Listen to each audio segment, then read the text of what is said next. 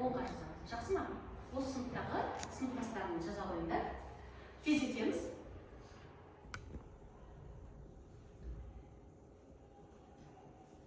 Саған бер.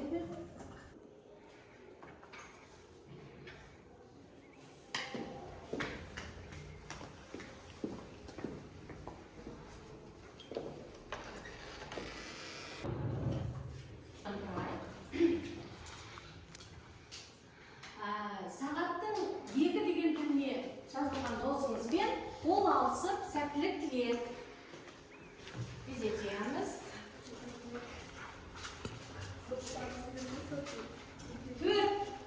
Төрттегі досыңызға жүрегіңізді ашыңыз. Жүрек көрсетеміз, я? Жүрек шегі көрсету. Төрттегі досыңызға тездетеміз, бала. Кәне. Алдыдағы досыңызды құшақтаймыз, сәттілік тілейміз құшақтап. 8-дегі досыңызға сәттілік тілеп, жақсы көретін білдіреміз. 10-дағы досыңызға қол бұлғап сәттілік тілейміз. 12-дегі досыңыздың арқасынан қалып мақтау айтамыз. 12-дегі досыңызға. Кеттік, тездетеміз. Енді біз не көріп тұрмыз? Ендеше осы пазлды кәсімдерге таратамын. Таратпас бұрын айтарым.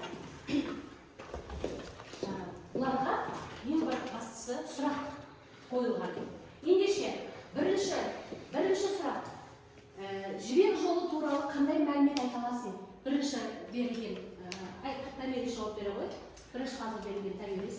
Ұлы жібек жолы ол жалпы сауда-саттықтың осынан 2-ші ғасырдың басында болған сауда-саттық кезеңі, жаңағы жібек сатудың даму кезеңі деп айтсақ болады. Ұлы жібек жолы жалпы жібек жолының даму жолы деп айтсақ болады. Жақсы. Екінші пазл, ол қай ғасырда пайда болды? Жібек жолы. Ұлы жібек жолы біздің заманымыздан бұрынғы 2-ші ғасырларда пайда болды. Үшінші пазл иесі, жібек жолы деп аталу себебі неде? Себебі ол жерде Қытайлар осы жібек матасын өндірген болатын. Сол себептен ол жібек матасының құрметіне ұлы жібек жолы деп аталды. Жақсы. Енді соңғы сұрақ, жалпы сұрақ. Сауда-саттық. Жақсы, тағы? Және де ұлы жібек жолы басқа елдерде мәдениеттерде дамитын болған, сол мәдениет және де дін жалпы сауда-саттықта дамитын болған сол уақыт. Елдер Жақсы, арасында дұрыс айтасың. ынтымақтастық, елдерді біріктіріп, сауда арқылы мәдениеттердің тоғысқан жолы. Жақсы. Сонымен қатар тағы да қандай пайда көреді Орта Азия халқы? Осы көрді, пайда көрді. Олар экономикалық және де осы адамдардың келуі, көші-қон ол жерде. Жақсы. Тағы да? Адамдар көшіп келуі, басқа елдерден қызығы қарауы. Яғни көші-қонның жүруі, иә? Жақсы. Біздің еліміздің азаматтары шетелге шығуы деген сияқты көші-қон процесінде жүрді бала. Ендеше осы қолымыздағы пазлды алып келіп, тақтаға құрай қояйық, карта құраймыз. Сен бес қол өзің жасайсың. Басталды.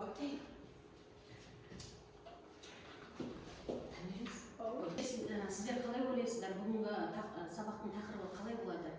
Неге байланысты? Көші-қонға байланысты. Көші-қон. Яғни бүгінгі өтетін тақырыбымыз миграция, оның ішінде зияткерлік миграция деп аталады. Яғни зияткерлік ойын дегенді білеміз, иә? Интеллектуалды ойын. Яғни миграцияның да зияткерлігі болады екен. Дәптерлеріңді аша қой, күнделікті жазып, зияткерлік миграция жазып қойыңдар.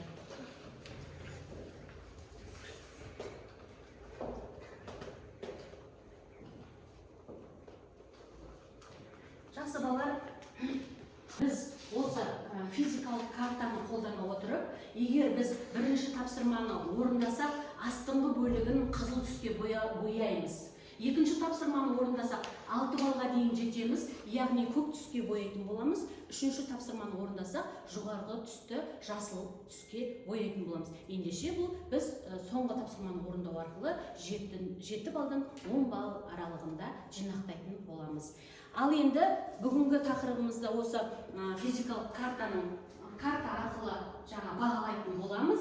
бұл жерде біздің керуен түйелеріміз бар, иә. Ендеше осы түйелерді қазір алайық та, осы түйелер арқылы біз не істейтін боламыз? Төменгі деңгейден жоғарғы деңгейге жететін боламыз. Ендеше балалар, оқу мақсаты мәтінде көтерілген мәселеге автор мен оқырманның қарым-қатынасын ескере отырып, талқылау сұрақтарын құрастыру және сыни тұрғыда бағалау болатын болады. Ендеше балалар, еске түсірейікші, миграция дегеніміз не еді? Кім айтады? Жақсы. Тағы келесі, миграцияның қандай түрлері бар еді? Еске түсірейікші, кім айтады? Ақбота. Иммиграция, эмиграция, соны қатар Репортация. Осыларға тоқтала кетші. Иммиграция дегеніміз белгілі бір елдің азаматы басқа бір елге көшуі, уақытша немесе тұрақты түрде. Ал репортация деген бұл өз еліне қайтып келетін босқындар десе болады, басқа жерден келетін адамдар. Иә. Көші-қон. Жақсы. Балалар, ресми іс қағаздар стилі. Осы туралы кім ақпарат береді? Өткен сабақта біз өткен болатынбыз. Томирис. Бізде ресми іс қағаздар стилі дегеніміз, ол белгілі бір құжат жөнінде немесе құқықтық қарым-қатынастар, яғни қағаз түрінде жүргізілетін жалпы ресми іс қағаздар стилі деп атасақ болады. Оның бізде 3 түрі бар. Жаңағы осы мемлекеттік мекемелер, ұйымдардың жүргізілетіні, одан кейін жаңағы өзара қарым-қатынас және де үшіншісі жеке бір адамдардың өзара алыс-берісі жөнінде. Жақсы. Осының мақсаты қолданылу аясы туралы кім жауап береді? Ақбота, кім? Мақсаты бұл хабарлау, яғни бір мысал алатын болсақ, белгілі бір жұмысшы жұмыстан шығу немесе жұмысқа кіру туралы өтініш берсе, бұл ресми іс қағаздарға жатады. Яғни ол ресми түрде өзінің өтінішін білдіру керек. Жақсы. Мақсат енді белгілі бір нәрсені хабарлау. Жақсы. Енді стильдік сипаты, тілдік амал-тәсілдері туралы кім айта алады? Удар. Маржан. Айтамыз ба, Ақбота? Оразхан. Стильдік сипаты бұл бізде ресми болып келеді. Бұл жерде терминдер және сөздер нақты әрі қысқа түрде дәл нақты фактілермен жеткізіліп отыру керек. Жақсы. Жарайды балалар, ендеше біз бірінші тапсырмаға аяқ баспас бұрын қазір біз дескриптивтермен танысып алайық, яғни бұл тапсырмаға 3 балл беріледі екен. Бірінші не істейміз? Бейнебаянды тыңдаймыз, мәтінге байланысты кластер құрастырамыз. Және соңғысы сол кластерімізді дәлелдейміз. Жақсы ма? Және сұрақ құрастыруды ұмытпаймыз. Бұдан жоғары тиісінше бірқатар салада маман тапшылығы мәселесі жолдамасын оқытады.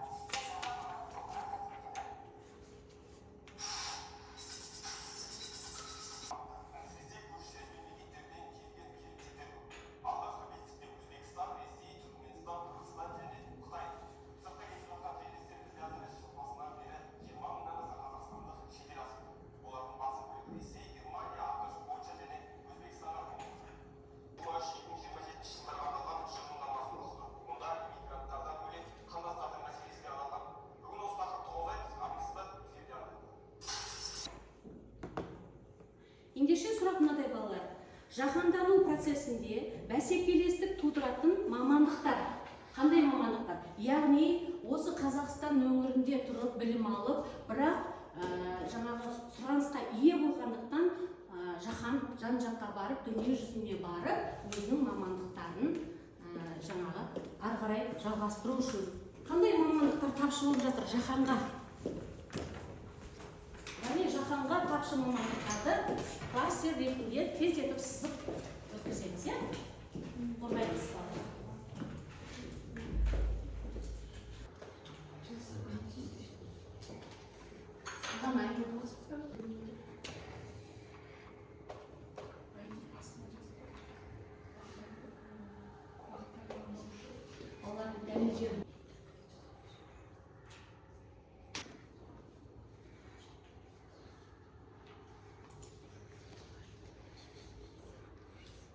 Кластерді бітсек, тақтаға шығып тездетіп қорғай қояйын, иә? Кел, алғашқы екі жұп келе қойды.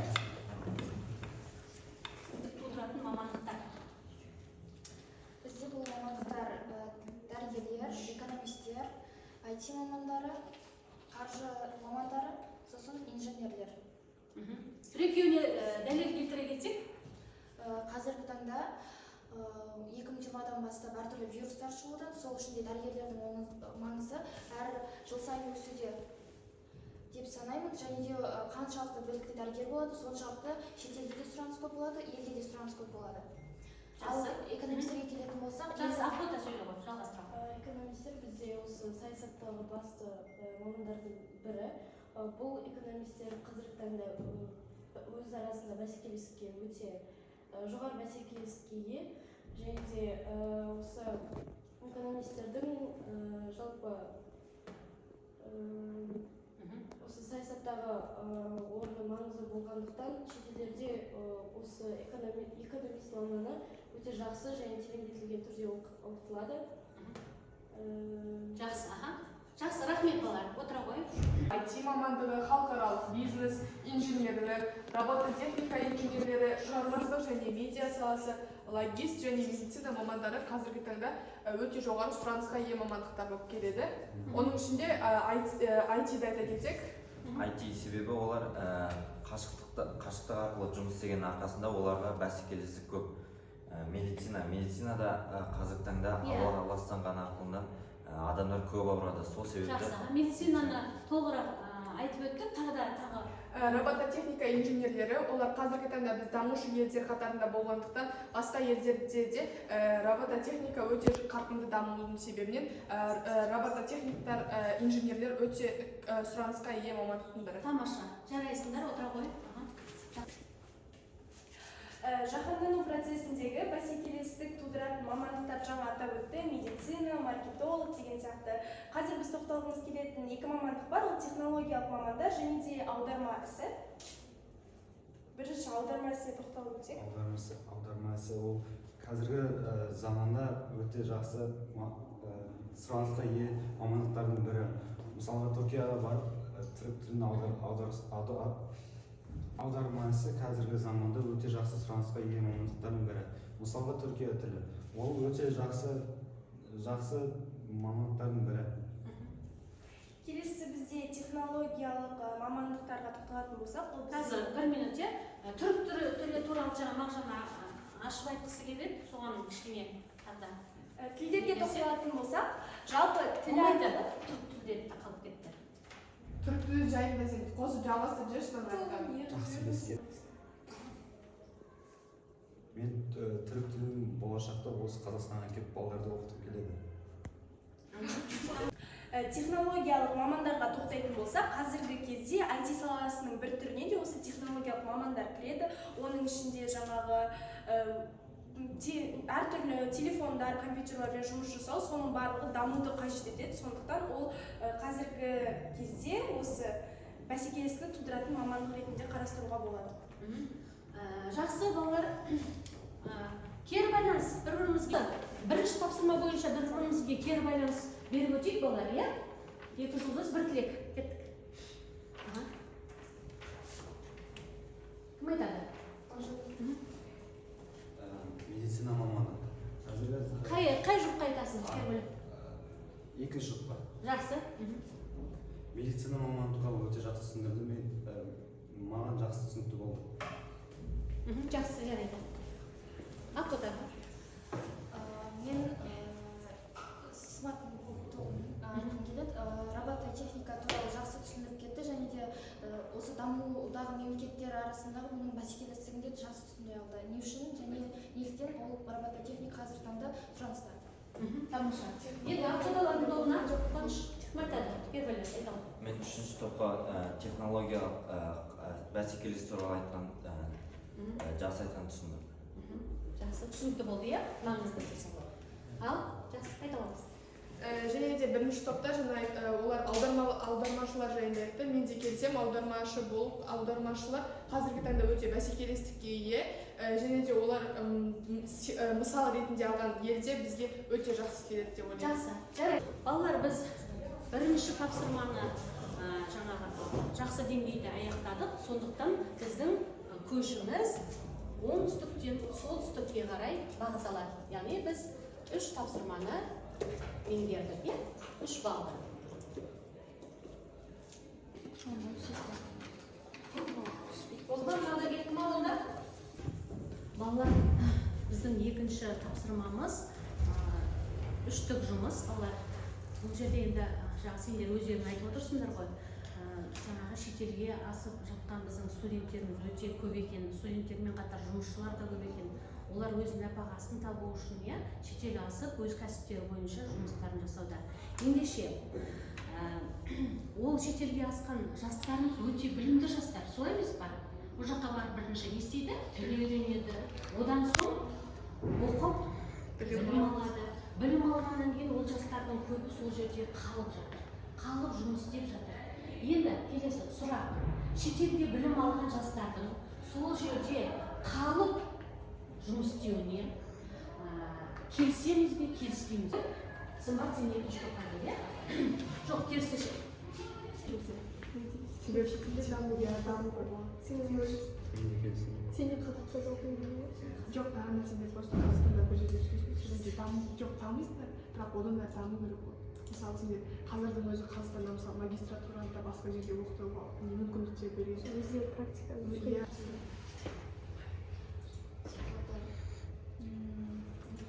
Шетелде қалып қалатын себебі мүмкін біреуі шетелге баруды армандаған, сол үшін сол жерде оқуды армандаған, кейін сол жерде өмір сүруді армандаған мүмкін, яғни әркімнің өз арманы бар деген сияқты.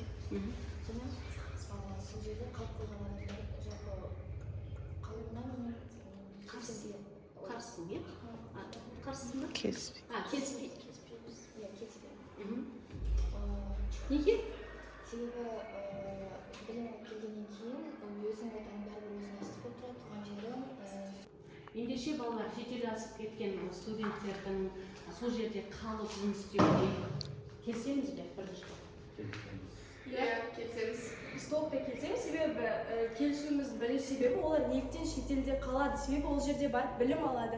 Білім алған жерге барып тұра, ол жерде қалу деген ол нені білдіреді? Ол шетелде дамудың өте жоғары деңгейде екенін білдіреді деп ойлаймыз. Жақсы. Біздің топ келіспейді, себебі қанша дегенмен өзіңнің туған жерің өзіңе әрқашанда ыстық болып тұрады. Басқа елден білім алып келіп, өз еліңді дамытқанға не жетсін. Сондықтан да мен басқа елдің білімін алып, өз еліңде соны жақындарыңа, таныстарыңа, барлық қазақ халқына, өзіңнің бауырларыңа көрсеткен дұрыс деп санаймын. Жақсы, жарайсың.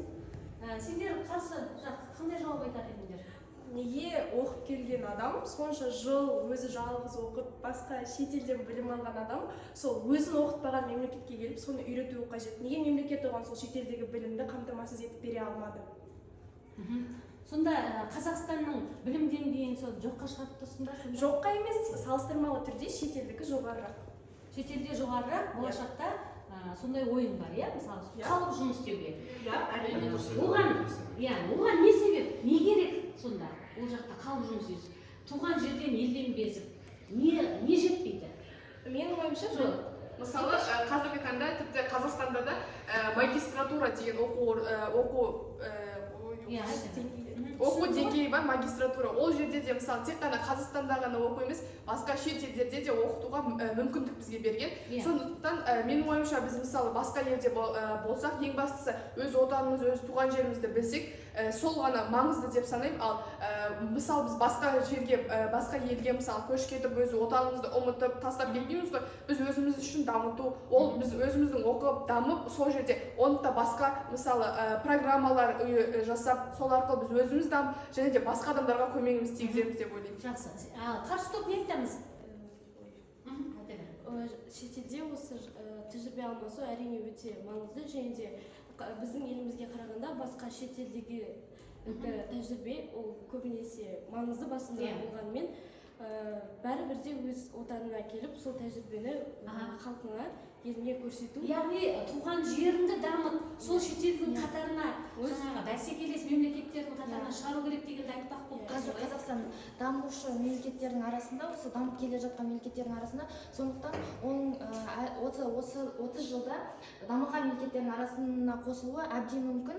Себебі жалпы Қазақстан осы ТМТ мемлекеттердің арасындағы шетелдерге танымал мемлекеттердің бірі болып саналады. Яғни шет елдерде көбінесе Қазақстан танымал болып саналады. Яғни біз оның танымалдығын одан әрі жоғарылату үшін шетелден тәжірибе алмасып білім деңгейін осы Қазақстанда көтеруіміз керек. Жарайды, жақсы. Осы жерде тағы да бір не жаңағы материалдық жағдай туралы не айта аласың? Бірақ та басқа материал, адамның материалдық жағдайы, мысалға жас жанұяның материалдық жағдайы туралы не айтқың келеді? Қандай жауап бергің келеді мына жаққа? Мысалы сен жолдасың екеуің, екі баланы асырап отырсың, жаңа кредит бар, басқа бар деген сияқты. Жақсы отбасын бағу өте жеткілікті деп ойлаймын. Себебі басқа елдерге барғанда ол жақтың жалақысын өте жақсы болады және ол жақта табыс та өте жақсы көріледі. Сондықтан да сен шетелде қалып, сол отбасын бағуға ақша табамыз. Иә, ақша жеткілікті болу керек деген жағдайда айтты. Ал сендер не айтар едіңдер осы қаржы мәселесі туралы?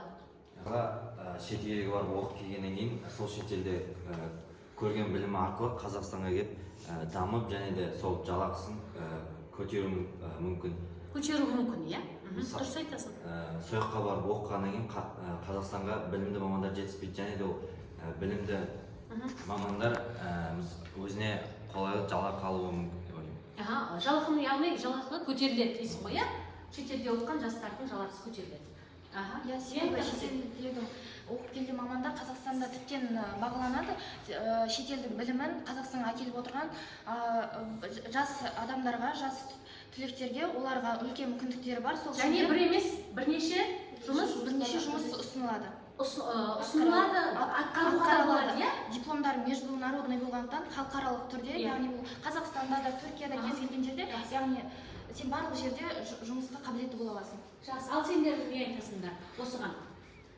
Жаңа мысалы Қуаныш өз пікіріне қарама-қарсы шықты, себебі ол айтты шетелде оқығандардың жаңағы алатын жалақысы да жоғарырақ деп өз пікірлеріне өздері қарсы тағы да дәлелдеді.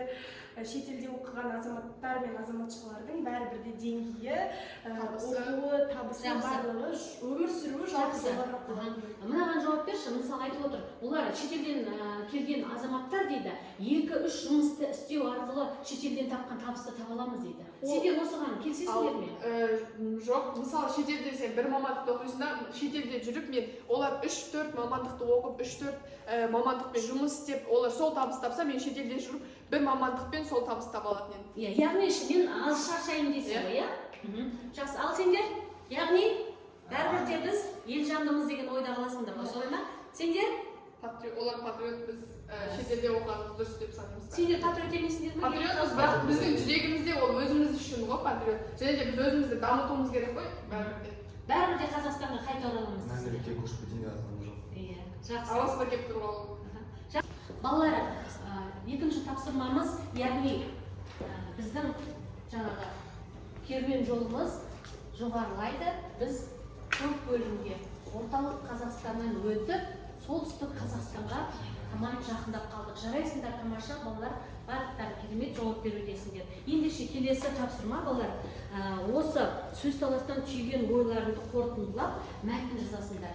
Бірінші жұп сендерге POPS формуласы негізінде эссе жазу, сіздерге оқу министрлігіне хат жазу, жаңағы бірінші топ, соңғы топқа нұсқаулық жазу.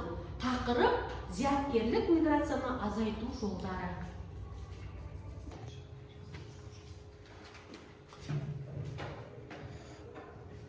Зияткерлік миграция азайту жолдары. Менің ойымша зияткерлік миграцияны азайту мүмкін емес. Себебі зияткерлік миграция Қазақстандағы болашақ бағдарламаны мысал бола алады. Оны мен осы оқу бағдарламасы арқылы мектеп бітірушілер шетелге оқу мақсатынан бірнеше жылға қоныс аударуда. Сол арқылы даму аясында жүреді. Осыған байланысты мен Қазақстанда зияткерлік миграция азайтуға қарағанда дамыту жолдарын ұсынар едім. Жарайсың. Құрметті оқу ағарту министрі, мен Ахметбек Сымбат, Қазақстан Республикасының зияткерлік миграция мәселесі жайында жазудамын. Білікті мамандардың шетелге көшуі ел экономикасына, ғылым мен білім саласының дамуына кері әсерін тигізетіні сөзсіз. Осыған орай мәселені шешу және зияткерлік әлеуетті сақтау бойынша төмендегі ұсыныстарды білдіремін. Біріншісі, жоғарғы білікті мамандар үшін мүмкіндіктер жасау. Екіншісі, білім беру жүйесін жақсарту. Үшіншісі, еңбек жағдайын жақсарту және жас таланттарды қорғау. Төртіншісі, патриоттық сананы қалыптастыру. Зияткерлік миграцияны азайту еліміздің келешегі үшін аса маңызды. Осы ұсыныстарды ескере отырып, нақты шаралар қабылданса, Қазақстан Республикасының білікті мамандарын ұстап отыруға мүмкіндік туады. Құрметпен, Ахметбек Сымбат. Тамаша керек. Ғылым мен технология саласында жаңа жұмыс орындарын ашу. Нұсқаулық қой сенде, нұсқаулық жазып. Нұсқаулық. Жас мамандарға арналған гранттар мен жеңілдіктерді көбейту.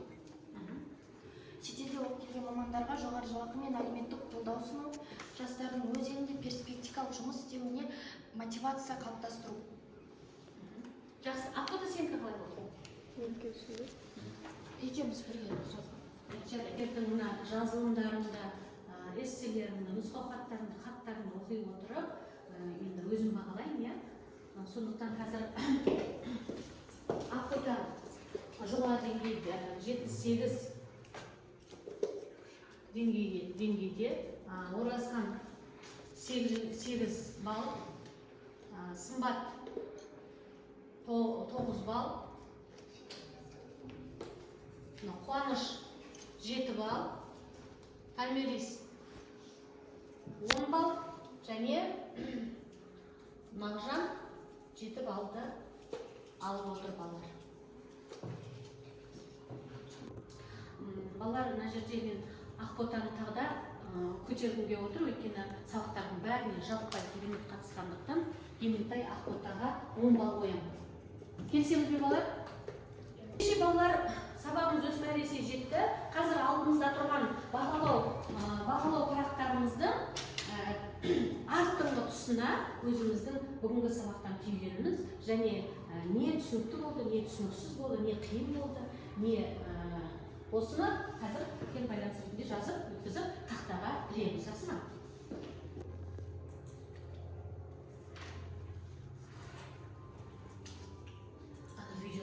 Күлсін апай керемет сабақ өткізді. Сабақтың тақырыбы толық ашылды, маған қиындық туғызған жерлер болмады.